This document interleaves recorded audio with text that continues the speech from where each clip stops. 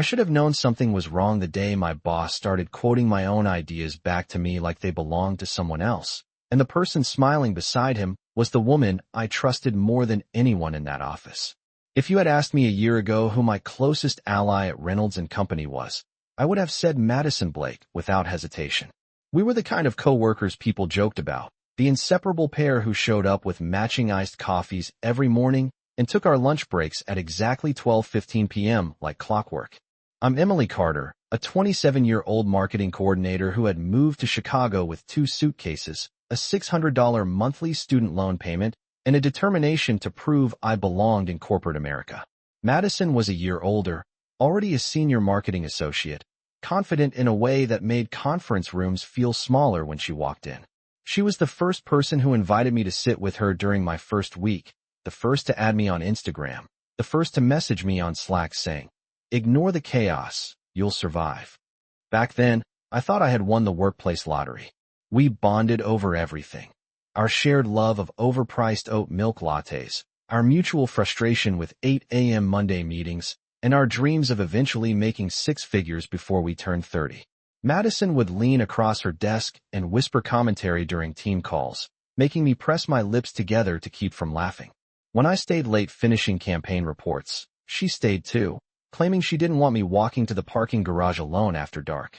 She told me about her breakup, about how she felt overlooked for a promotion the previous year, about how hard she'd worked to be taken seriously in a company where most directors were over 40. I told her things too, how nervous I was presenting to Daniel Reynolds, our marketing director, how badly I wanted to lead my own account one day, how I sometimes felt like everyone else had a 5-year plan mapped out in neat bullet points while I was still figuring out rent, groceries, and whether I could afford a weekend trip home. Madison always knew exactly what to say. "You're the most organized person here," she'd tell me. "Daniel trusts you. I can see it." Hearing that from someone I admired meant everything. We started collaborating on projects more closely, sharing Google Docs, reviewing each other's slides before client pitches, texting feedback at 10:30 p.m. like it was completely normal. She'd ask thoughtful questions about my ideas, what angle I was taking, what metrics I planned to highlight, how I thought we could improve engagement by at least 15% next quarter. I saw it as mentorship wrapped in friendship. Looking back now, I realize how much information I handed over without thinking twice. But at the time, it felt harmless. It felt supportive. In an office full of polite smiles and carefully worded emails, Madison felt real. When other coworkers described their jobs as just work, I used to think they were cynical. Because for me, work had become where my best friend sat 10 feet away, spinning in her chair to ask if I wanted to grab lunch. I didn't notice the subtle pauses when my name came up in meetings, or the way her compliments sometimes carried a strange edge I couldn't quite define. All I knew was that I trusted her, completely, and in a corporate world obsessed with competition and quarterly numbers, that kind of trust felt rare. I had no idea that the person cheering me on the loudest would eventually become the reason I questioned every instinct I had.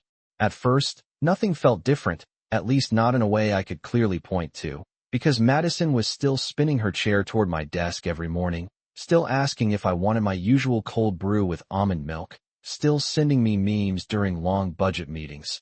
But there was a subtle shift in the air that I could not quite explain, like the temperature in a room dropping by a few degrees without anyone touching the thermostat. It started during a campaign. We were preparing for a regional retail client, a mid-sized company expanding into 3 new states with a projected revenue increase of 20% if the launch went well. Daniel had asked me to draft the initial strategy outline, and I remember feeling proud that he trusted me with something that visible.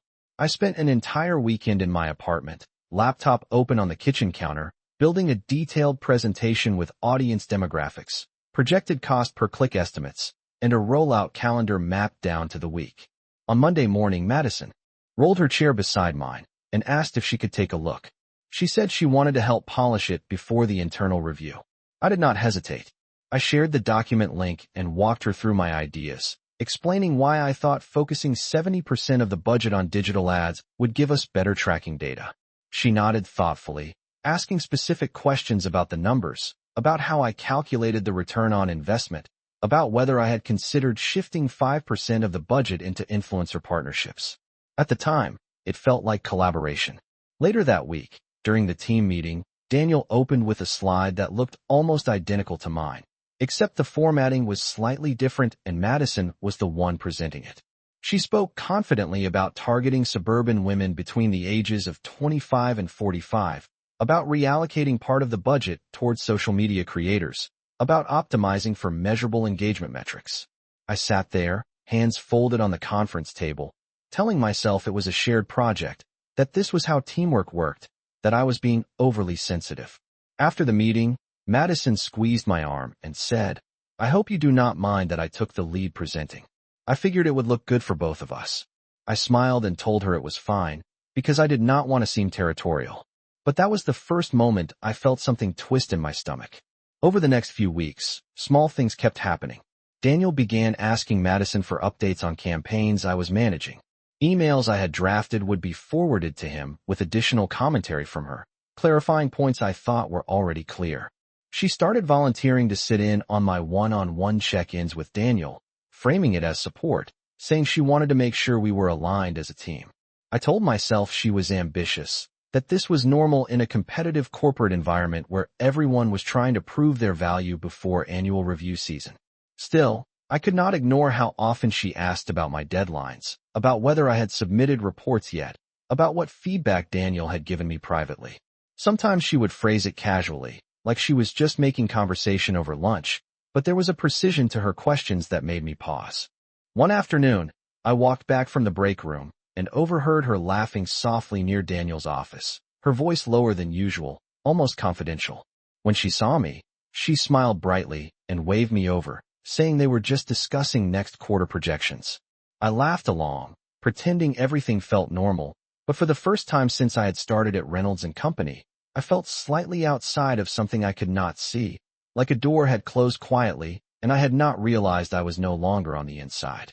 I tried to convince myself that I was imagining the distance, that stress from upcoming performance reviews was making me overly alert, but the shift became harder to ignore when Daniel began questioning details I was certain I had already clarified. During one of our scheduled one-on-one meetings, he leaned back in his chair and asked why I had not included a risk assessment slide in the retail campaign deck, even though I distinctly remembered building one with 3 separate contingency plans. I told him it was in the shared folder, labeled clearly with the date, and he frowned slightly, saying he had not seen it in the version Madison walked him through. That was the first time I felt a flicker of confusion turn into something closer to concern. After the meeting, I opened the Google Drive folder and scrolled through the version history. My original file was there, timestamped late Sunday night, complete with the risk assessment slide. But the file Daniel had commented on was a duplicate, renamed, and slightly reformatted, and my final slide was missing. I stared at the screen for a long time, trying to come up with a reasonable explanation. Maybe Madison had accidentally presented an earlier draft. Maybe she thought the slide was unnecessary. When I asked her about it later that afternoon, keeping my tone light, she blinked at me with an expression that looked almost offended. She said she must have assumed the slide was redundant because Daniel preferred concise decks, and she added that she was only trying to streamline things so I would not look overly complicated. I nodded slowly, even though I had never known Daniel to penalize thorough preparation. Over the next 2 weeks, similar incidents stacked up like quiet evidence I did not want to examine too closely. A client email I drafted was revised before being sent, with Madison copying Daniel and highlighting adjustments she claimed would strengthen our messaging. In a brainstorming session, she pitched an idea about partnering with local community events, phrasing it almost word for word the way I had described it to her during lunch 2 days earlier. When I glanced at her across the conference table, she held my eye for a split second, then smiled as if daring me to challenge her. I did not. Instead, I told myself that collaboration often blurred lines, that maybe I had unintentionally absorbed her suggestions and believed they were mine. Self-doubt crept in quietly. I began double-checking my own memory, rereading email threads late at night in my apartment, replaying conversations in my head while brushing my teeth before bed. The more I analyzed, the more uncertain I felt. Madison, meanwhile, continued acting like nothing was wrong. She still invited me to lunch, still asked about my weekend plans, still sent messages saying we were going to crush the next quarter together. But her questions grew more strategic. She wanted to know exactly when I planned to submit drafts, whether I had scheduled time with Daniel to discuss long-term goals, whether I had considered applying for the upcoming account lead position that rumors said would open within 3 months. When I admitted I was thinking about it, she squeezed my hand and said she would support me completely, that I deserved it more than anyone. Yet the way she said it felt rehearsed, like a line delivered to maintain a role. Around that time, Olivia Turner from our team casually mentioned that Daniel had been praising Madison for stepping up and taking initiative on projects that were originally assigned to me. Olivia did not mean anything by it. She said it in passing while waiting for the office microwave to finish heating her lunch. But her words landed heavily. Stepping up, taking initiative. Those were phrases Daniel used in performance evaluations, the kind that influenced raises measured in thousands of dollars and promotions that changed career trajectories.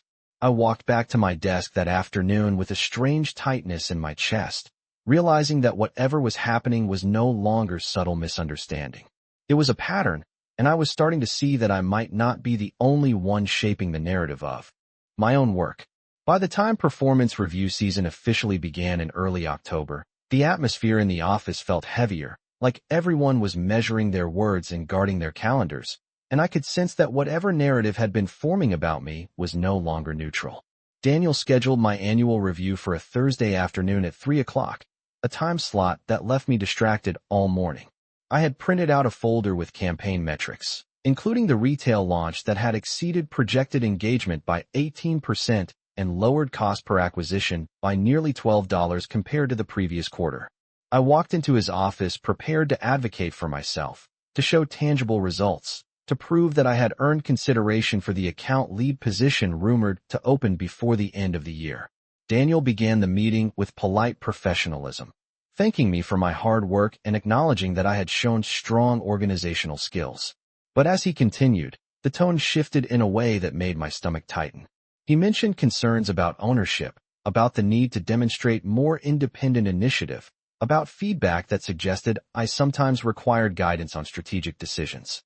I sat there trying to keep my expression steady, because the version of myself he described did not match the hours I had spent building decks alone in my apartment or the weekends I had sacrificed to refine projections down to the decimal point. When I asked for specific examples, he referenced instances where Madison had stepped in to clarify messaging or refine campaign angles. He said he appreciated her proactive support and that it reflected leadership potential. Leadership potential. The phrase echoed in my head. I explained calmly that many of those projects had originated from my drafts, that the risk assessment slide had been removed without my knowledge, that I had been under the impression we were collaborating as equals rather than as mentor and mentee. Daniel listened, but did not fully commit to either perspective. He said perception mattered as much as intent in a corporate environment, and that visibility was key when promotions were on the line. I left his office with a polite thank you and a handshake. But as soon as the door closed behind me, the polished confidence I had practiced all week dissolved into quiet disbelief. Madison was waiting at her desk. When I returned, her eyes lifting immediately to study my face. She asked how it went, her tone gentle, almost concerned. I told her it was fine, that Daniel had given constructive feedback.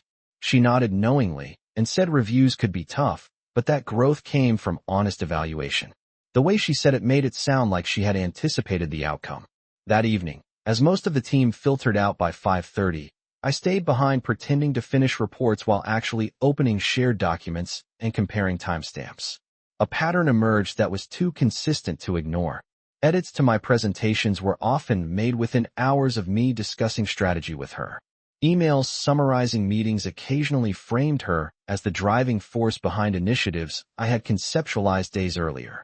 The more I traced the digital trail, the clearer it became that what I had dismissed as collaboration was slowly reshaping how leadership viewed my competence. Around 6:15, Olivia walked past my desk on her way out and paused. She hesitated before quietly mentioning that she had once been advised to document her contributions carefully because credit had a way of drifting toward whoever positioned themselves closest to decision makers.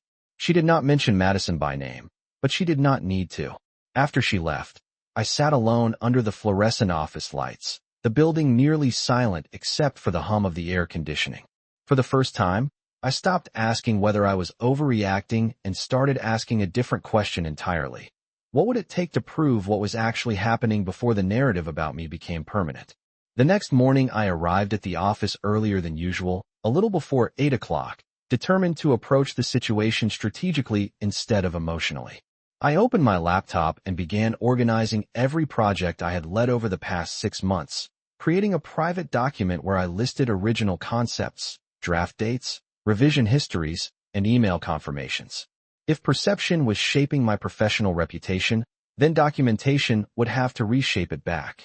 For the first time since I had started at Reynolds & Company, I stopped sharing my thought process casually.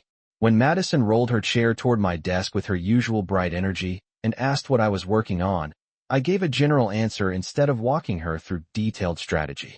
I told her I was refining campaign analytics, nothing specific, and I watched her expression carefully. The shift was subtle but unmistakable. Her smile tightened slightly before she recovered and said she loved that I was taking initiative. Throughout the week, I noticed how often she tried to extract information under the guise of support. She asked when I planned to present new ideas to Daniel, whether I had updated the forecast model for the upcoming holiday campaign, whether I needed help drafting messaging for a potential partnership. Each question felt less like curiosity and more like reconnaissance. Meanwhile, Daniel's behavior continued to reflect a version of events that did not include my full contributions. In a team meeting, he praised Madison for her strategic insight on a digital engagement plan that had originally come from notes I had shared with her over lunch. I sat there feeling a mix of frustration and clarity. This was no longer a misunderstanding. It was a calculated positioning of proximity to power. Later that afternoon, something happened that shifted my unease into certainty. I received a calendar notification for a strategy sync between Daniel and Madison regarding the expansion account I had been researching for weeks. My name was not included. I checked the shared drive and saw that a new folder had been created under the account name, containing a proposal document remarkably similar to the framework I had outlined in my private notes. The structure, the demographic focus, even the projected revenue estimates were aligned almost point for point with what I had drafted but had not yet presented. My chest felt tight as I scrolled through the file. There were minor wording changes, slight formatting adjustments, but the core strategy was unmistakably mine. I replayed the past few days in my head, remembering a moment when I had stepped away from my desk to refill my water bottle, leaving my notebook open. I remembered her asking casually about my timeline for pitching the expansion idea. At the time, I had assumed we were both exploring possibilities. Now it felt like I had been outlining a blueprint someone else intended to claim. Instead of confronting her immediately, I did something different. I saved copies of the version histories, exported time-stamped drafts of my own documents, and forwarded key emails to my personal account for record keeping. My hands were steady in a way that surprised me. The emotional shock had evolved into focused resolve. Around 5:30, Madison approached me with a warm expression and mentioned that she and Daniel had discussed taking the lead on the expansion account because it required senior oversight. She said she hoped I understood and that she would make sure I stayed involved. I looked at her and realized how carefully constructed her language was. Taking the lead, senior oversight, staying involved. Words that sounded inclusive while quietly repositioning me to the sidelines. I smiled politely and told her I appreciated the transparency. Inside, something fundamental shifted. I stopped seeing her as a friend who had made questionable choices and started seeing her as someone actively reshaping my professional identity for her own advancement. And in that moment, I understood that if I did not act deliberately, the narrative about my performance would solidify without my consent. 2 days after Madison told me she and Daniel were taking the lead on the expansion account, something happened that removed any remaining doubt. I was finalizing quarterly analytics when an email notification appeared on my screen from Olivia. The subject line read expansion draft feedback, and for a second I assumed she meant to include me in a thread I had somehow missed. When I opened it, I realized she had accidentally forwarded the entire conversation chain between her, Madison, and Daniel. The first message in the thread was from Madison, sent 3 days earlier, attaching the expansion proposal and writing that she had taken initiative to develop the strategy after noticing gaps in my approach. She described my leadership style as still developing and implied that the account required someone with more refined judgment. My hands went cold as I read her words. She was not just presenting my ideas as her own. She was actively shaping a narrative that I was not ready for bigger responsibility. Daniel's reply thanked her for stepping up and mentioned that he had been concerned about my ability to independently drive high-value accounts. He referenced feedback from my performance review, reinforcing the perception that I needed stronger strategic instincts.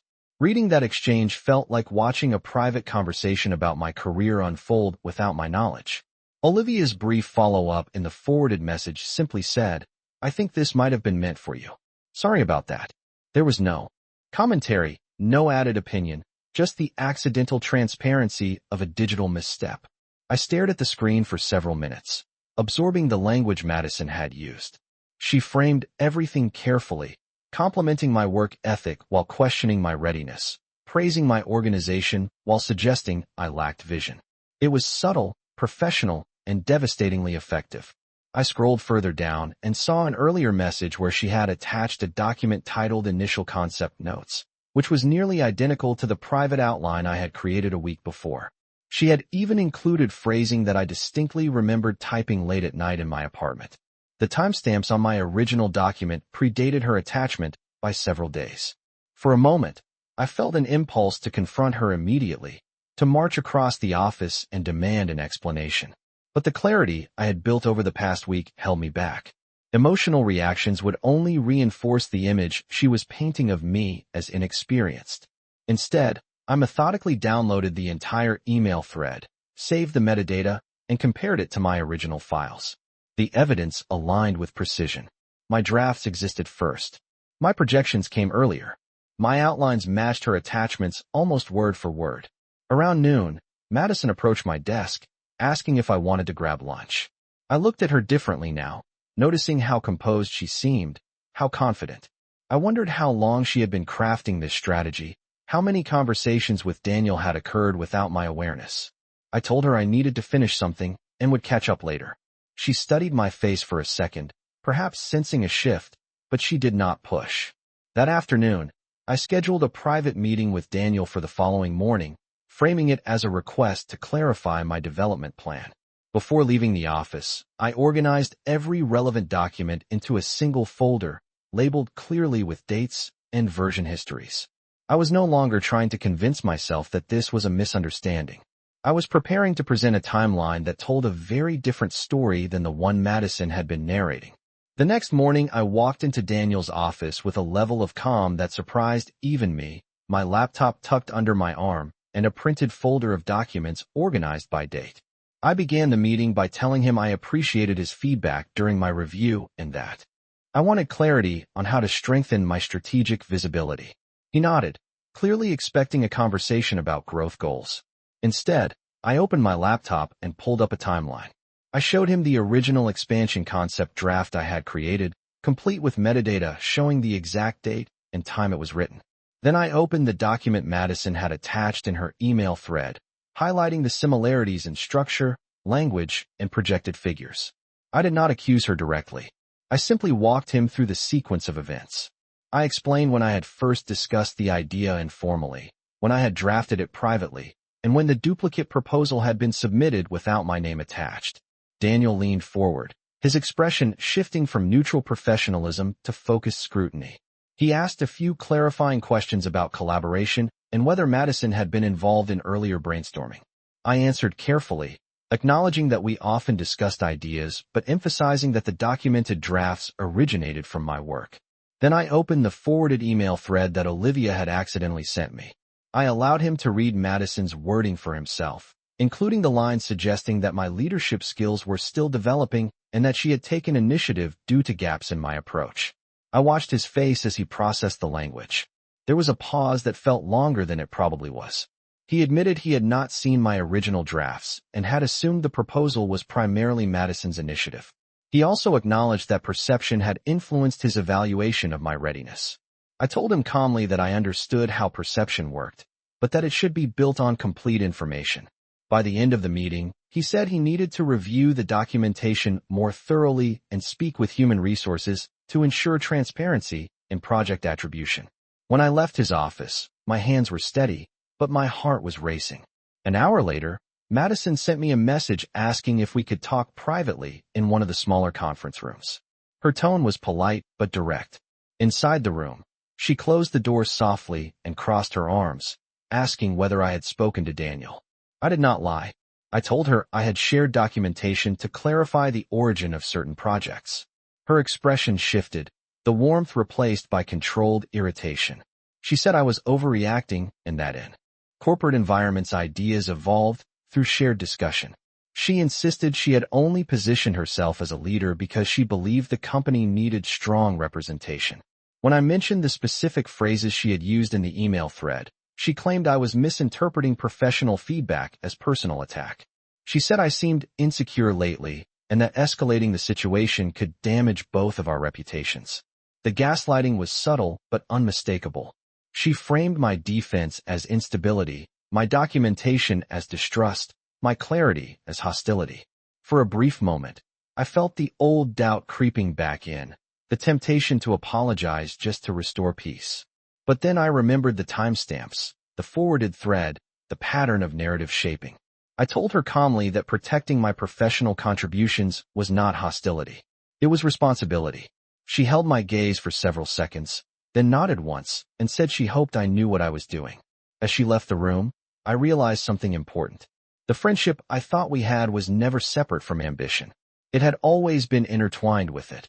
And now that our career trajectories were intersecting, the illusion of loyalty had finally dissolved.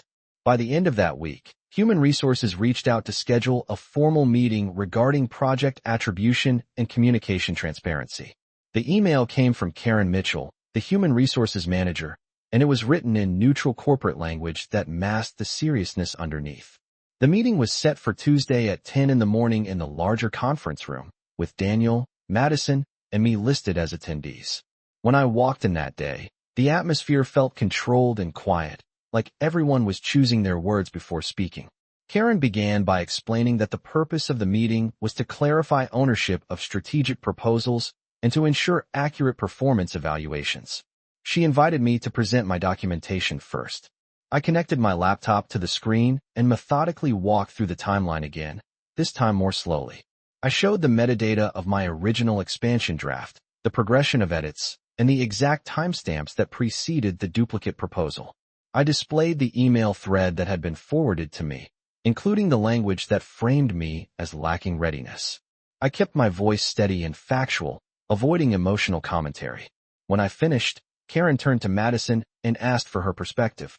Madison maintained her composure, stating that collaboration within the marketing team often led to overlapping ideas and that she had acted in what she believed was the company's best interest.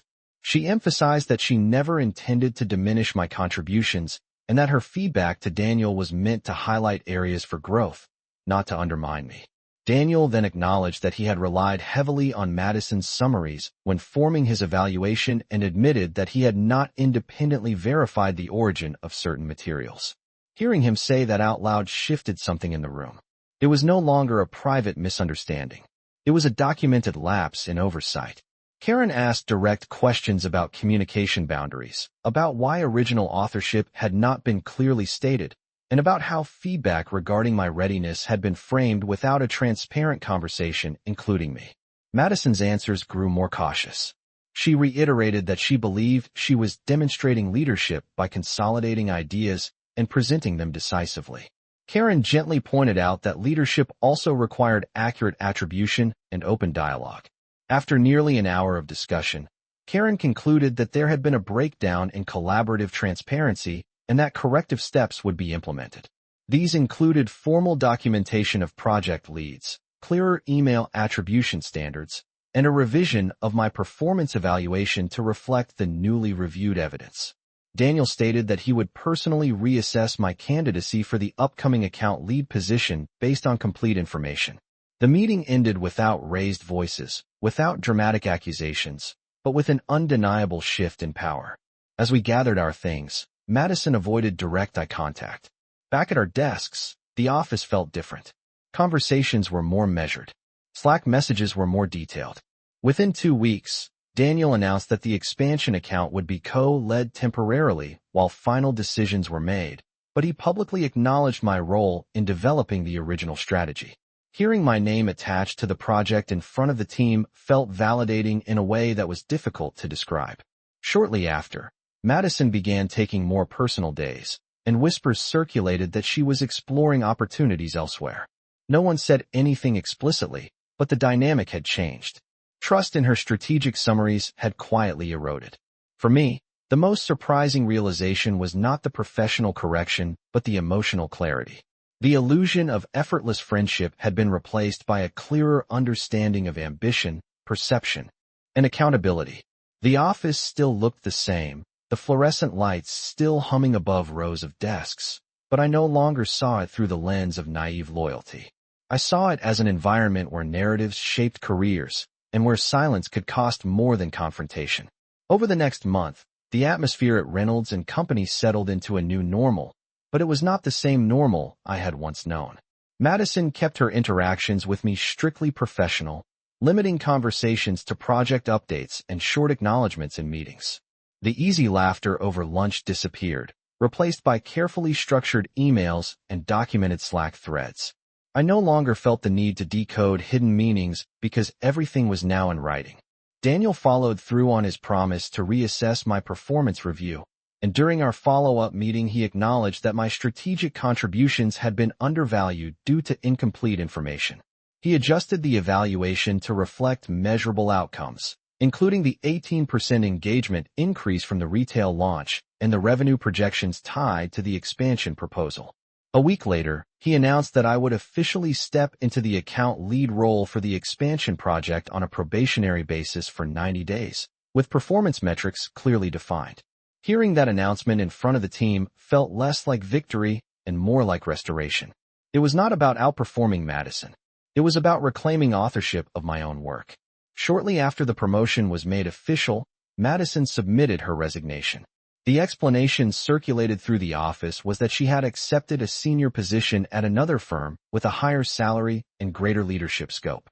When she cleared out her desk, there was no dramatic farewell. She walked over to mine, offered a brief handshake, and said she wished me success. I wished her the same. The exchange was polite, almost detached, as if we were acknowledging a chapter that had quietly closed. After she left, the office felt strangely lighter, but also quieter. I found myself reflecting not just on what had happened, but on how easily I had equated proximity with loyalty. I had believed that shared lunches and late-night texts meant alignment of values. I had mistaken encouragement for advocacy and access for friendship. What I learned was more nuanced. Ambition in a corporate environment is not inherently malicious, but it becomes dangerous when it is paired with silence from those who assume good intentions. I realized that protecting my work did not make me defensive. It made me responsible.